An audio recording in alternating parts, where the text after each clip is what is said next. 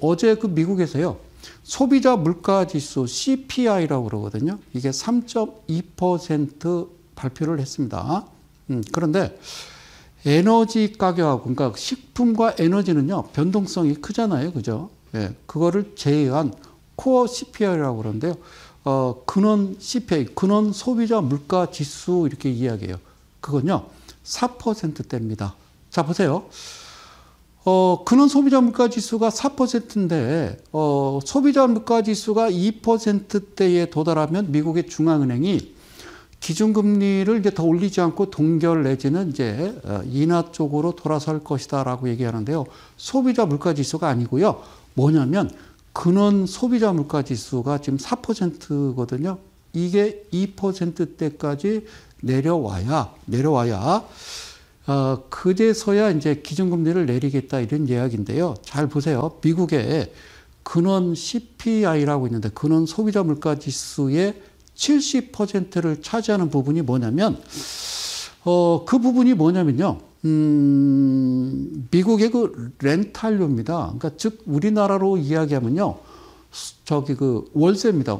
미국은 전세 제도가 없거든요. 예. 미국의 우리나라 따지면 월세가 렌탈비라고 그러는데요. 그게 70%를 차지해요. 그 70%가 자, 그 임대사업자분들도 계시잖아요. 임대사업자분들 여러분들 보시면 그분들도 그 어떤 상업용 임대사업자는요. 변동금리예요. 그럼 지금 미국의 주택담보대출이요. 되게 지금 한 8% 정도 됩니다. 8%. 그러면 임대사업자도 이자 부담이 클 거 아니에요. 뭐 자기 돈 온리 100% 내고 사지는 않았을 거 아닙니까?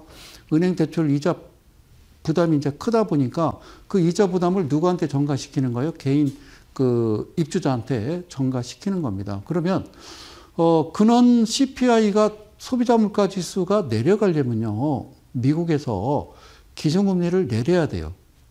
좀 약간 모순이 있죠. 선행돼야 돼요. 기준금리가 내려야 일단은 그죠. 렌탈비가 내려갈 거 아닙니까? 그죠. 미국에는요. 세 가지 중요한 지표가 있어요. 첫 번째는 고용이고요. 두 번째는 소비고 세 번째는 주택 지표입니다. 그런데 이제 우리가 꼭 아셔야 될 거는 미국의 소비가 예전만은 못합니다. 작년도 그렇고 올해도 그렇고요. 물론 이제 코로나 그 팬데믹 때문에 그런 영향도 있겠습니다만은 어쨌든 이거는 좀 뭔가 잘못됐다라는 거죠. 가장 중요한 건요. 현지 시간 15일로 지금 결정된 미국의 이제 바이든 대통령하고 그러니까 중국의 시진핑 주석이요. 어쨌든 샌프란시스코에 도착을 했다는 얘기죠. 그러니까 정상회담을 하는 겁니다. 요게 중요해요. 물론 이제 어제 10년물 미국 국채금리가 이제 한 4% 초반대로 뭐 내려오긴 했습니다. 4.4. 늘 이 자리에서 제가 반복해서 말씀드리지만요. 팬데믹 이전에, 코로나 이전에는요, 10년물 미국 국채금리가 몇 %다? 그래요. 0.5%였어요. 그런데 지금은 엄청 높잖아요. 그죠? 예, 엄청 높죠? 예, 4.5%가 돼버리면요, 전 세계 글로벌 시장은요, 정말 힘든 거예요. 여러분들이 좀 많이 힘드시잖아요. 예. 저도 이제 이렇게 이제 방송국 이렇게 왔다 갔다 이제 오다 가다 이렇게 보면요. 프랜카드가 딱 붙였는데 그런 프랜카드가 있더라고요. 어쨌든 가장 중요한 거는, 물가를 잡는 것이다. 예. 정권 유지를 위해서는 물가를 잡는 것이다. 뭐 이렇게 누가 써놨더라고요. 물가는 이 정부가 잡는 게 아니라요.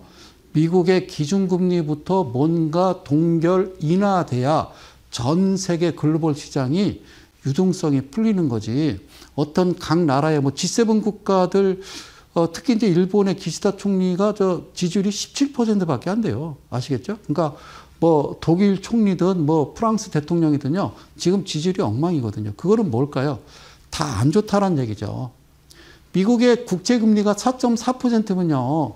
미국의 기업들이 현금 조달하기 위해서 회사채를 발행하면 이자를 몇 % 줘야 될까요? 못 줘도 7%에서 9%는 줘야 살까 말까 할 거 아닙니까? 그죠? 그러니까 그만큼 무서운 거예요. 4.4%도. 그래서 현지 시간 15일 바이든 대통령과 시진핑 주석의 만남. 물론 이제 실무진들이 미리 만나서 조율을 했겠죠. 그래서 이게 어떤 결과물이 나오느냐에 따라서 산타랠리가 있을 것이냐, 내년 초까지 다시 상승 추세로 돌아설 것이냐는 가장 중요한 거는 바이든과 시진핑 주석의 정상회담입니다. 잘 보세요. 시진핑 주석 입장에서는요, 지금 제로 코로나로 인해서 중국 경기가 안 좋단 말이에요. 중국 GDP의 30%가 부동산인데 부동산 경기 안 좋죠? 그러면 뭔가 부양책을 펼쳐야 돼요. 중국 국민들이 지금 힘들거든요. 소비 안 합니다. 지금은 앞으로 미래가 불확실하면 이제 저축을 많이 하거든요. 그러니까 중국도 경제를 살리기 위해서 시진핑 주석이 과감한 어떤 돈풀기를 해야 되는데 지금 달러 대비 위안화 가치가 가격이 좋지 않아요. 예. 그러니까 지금 이 상태에서 시진핑 주석이 돈을 확 풀어버리면요. 중국은 순식간에 무너져 버립니다.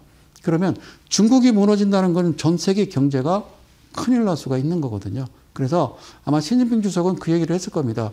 아, 국제금리 내려라. 우리가 살 테니까. 그동안은 이제 미국 국제금리나 그동안 보유하고 있던 외화를요, 시장에 집어 던진 거예요. 뭐 하기 위해서? 환율 방어하기 위해서.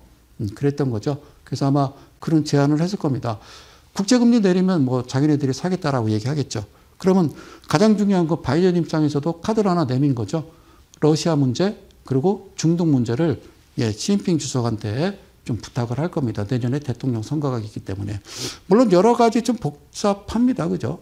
세계 정세라는 게. 여러분들이 주식하는데 굳이 내가 이걸 알아야 될까? 모르셔도 되는데요. 그래도 좀 자꾸 배우려고는 하셔야 된다는 말씀을 드리면서요.